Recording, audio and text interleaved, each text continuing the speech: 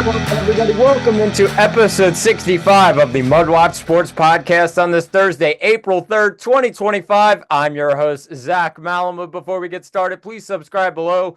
Follow all of my social accounts. Let's start things off in the world of baseball as both New York teams were in action yesterday. We'll start off this time with the New York Mets, who grabbed a 6-5 win in extras down in Miami. In the 11th inning, they won this one after Pete Alonso tied the game with a 3-run bomb to center field in the 8th inning. And obviously, they tied the game at 4, and then the Mets in extras in the 11th had a walk by Jesse Winker, gets an RBI and gets on base, and then a grounder into a fielder's choice. That was an error on shortstop Xavier Edwards for the Marlins. Ends up getting another run for the New York Mets. Edwards then added an RBI single for the Marlins in the bottom of the inning. And then Huascar Brazoban gets his first career major league save and closes things out for a 6-5 win down in Miami for the Mets. And they win this series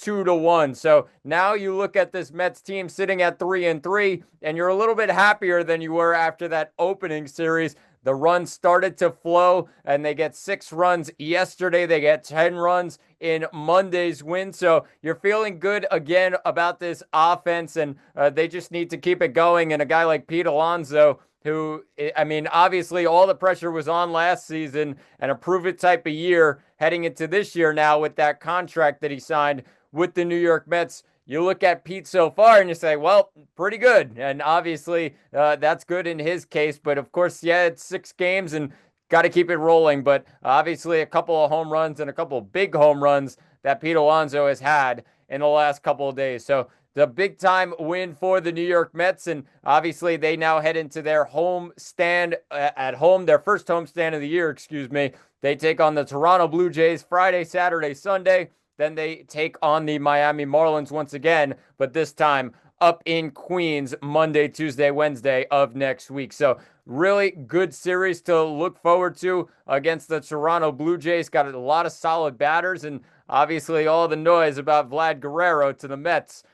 Maybe there's going to be some fan chants. We'll see what happens, but I think all the spotlight is going to be on a guy like Juan Soto as well as Pete Alonso, 2 guys that obviously this Mets faithful really love. Soto going to be there for the next 15 years, and Alonso hoping that he stays even longer than just that short-term deal, but obviously a hometown type of kid, and really good to see him back in the Mets uniform. And obviously the Mets fans are going to give him a big-time welcome back to Citi Field. So we'll see what happens, but the Mets looking good so far, and obviously it's still early in the season, but you like what you see when it comes to this lineup, and they got some solid series coming up with McGill, Canning, as well as Peterson taking the mound for those 3 games against Toronto. Switching things to the other side of New York, and after a real strong start to this seaseason, a series sweep 3-0 for the New York Yankees over the Milwaukee Brewers. They've lost 2 straight as the Arizona Diamondbacks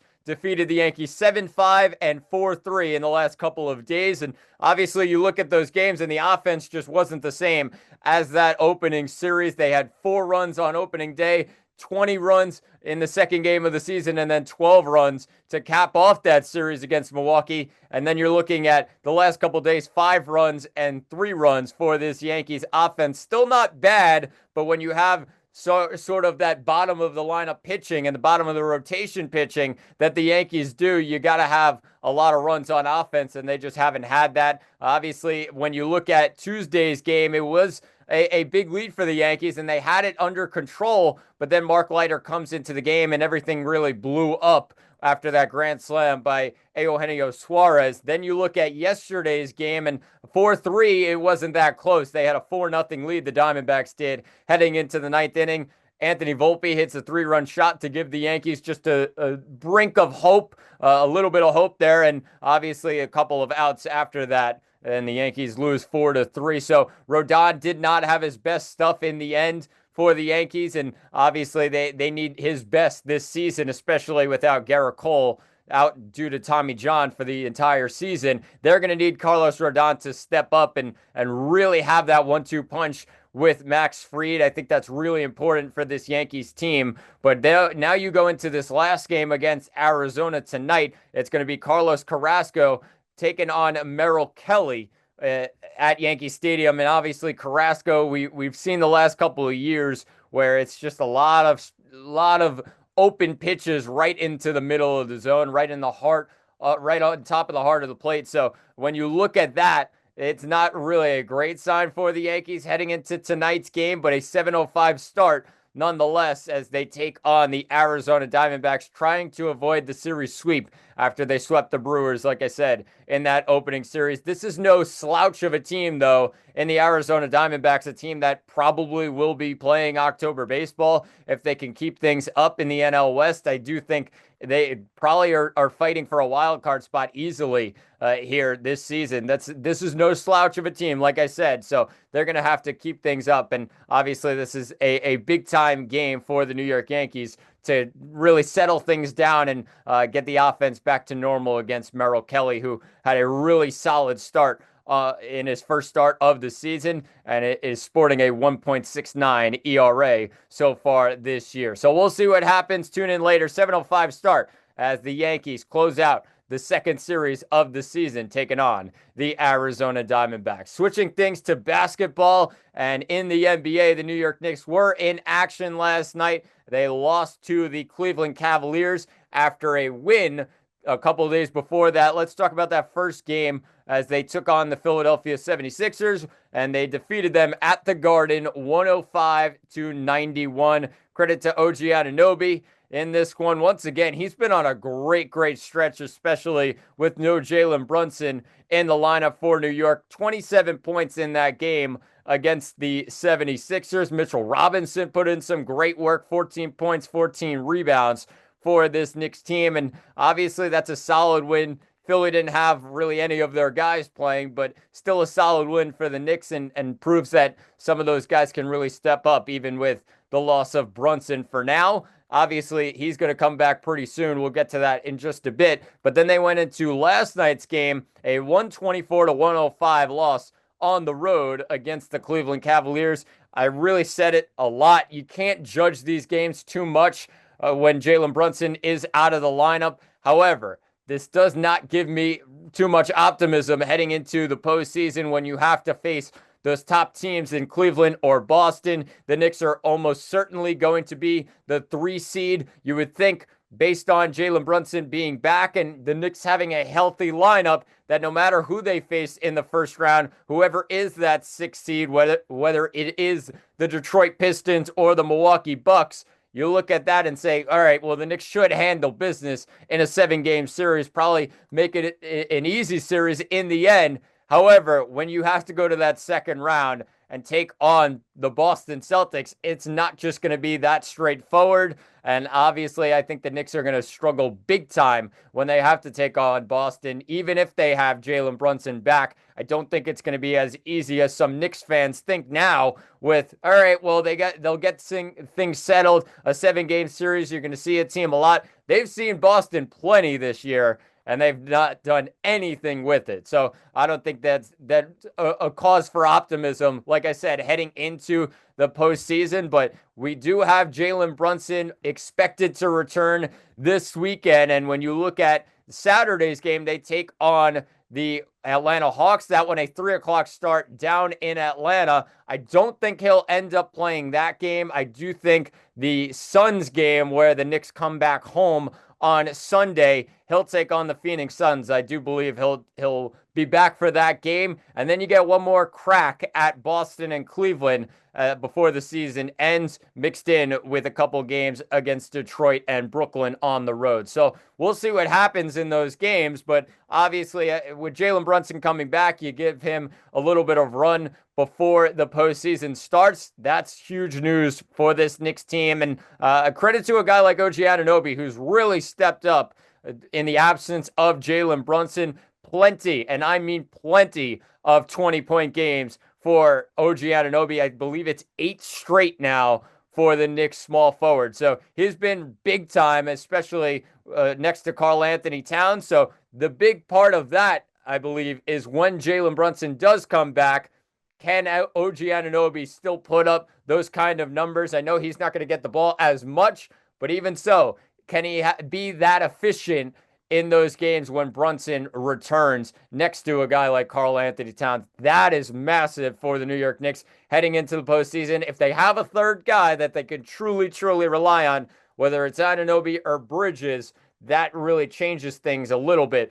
in my mind for the New York Knicks. Just need to add some more on the bench. And obviously the bench has done a good job so far, especially a guy like Tyler Kolek, who has come in and dished out a ton of assists since Jalen Brunson went down with injury. So we'll see what happens, but obviously just over a week left in the NBA season, and the Knicks close things out. They do have a game, though, against the Atlanta Hawks, and make sure you tune into that one, 3 o'clock on Saturday. Let's finish things off today with a college basketball update as we look, and it's Final Four weekend. And obviously those two matchups this Saturday will preview the national championship game on Monday's episode. So stay tuned for that. But as for Saturday's games, two great Final Four matchups here. We'll start off with the early one, the 6:09 game. It's number 1 Florida taking on number 1 Auburn. Florida out of the West region, Auburn out of the South region.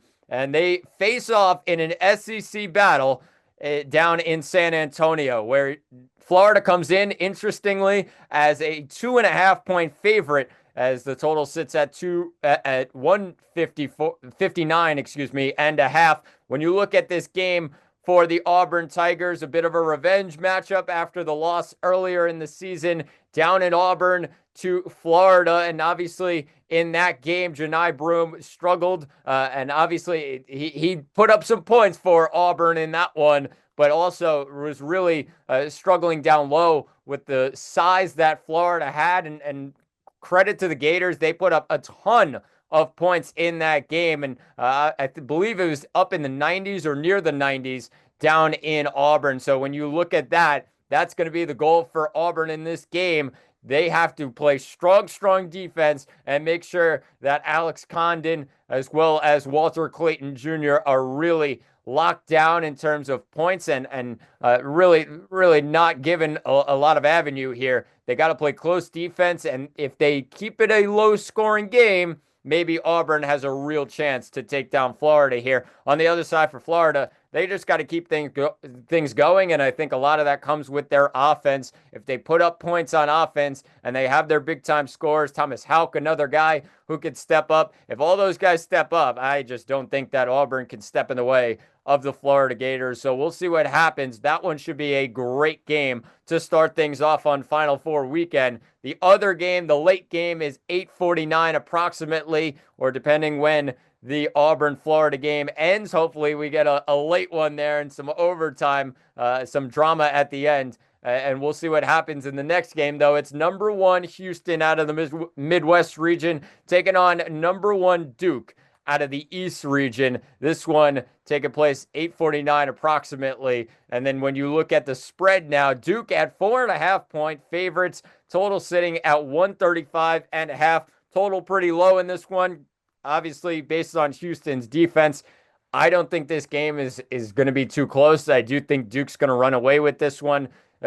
Obviously, you see the high spread there, a bit of a high spread with 4.5. And I think even in a Final Four setting, with all these freshmen on this Duke roster, they are just well experienced in my mind. Even though they haven't had Final Four experience, they're well experienced enough as basketball players in general to really get the job done here. Cooper Flagg, Kon Knipple, MudWatch. I mean, all these freshmen really stepping up. They have a lot of veterans that come off the bench, and then a big-time veteran in the starting lineup in Tyrese Proctor that I feel like he'll just get things settled. And with the ball in his hands as the point guard, I think he'll get Duke in the best position possible. So we'll see what happens. Also a revenge matchup for Houston, as last year, of course, you remember, up in the Sweet 16 where number 4 Duke took down number 1 Houston and ruined their title hopes. So Houston could have a bit of revenge on their mind here down in Texas. So we'll see what happens. That one should be a great game. I do think Duke handles that one.